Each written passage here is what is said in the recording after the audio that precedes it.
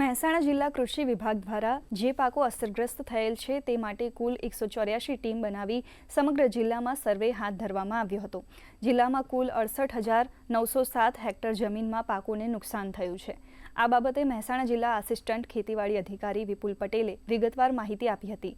જિલ્લામાં માવઠાના લીધે કપાસ, મઠ, અડદ, ગવાર, ડાંગર સહિતના અન્ય પાકોને પણ ઘણું ખરું નુકસાન થવાથી ખેડૂતોને મહેનત માથે પડવાની સાથે આર્થિક ફટકો પડ્યો છે।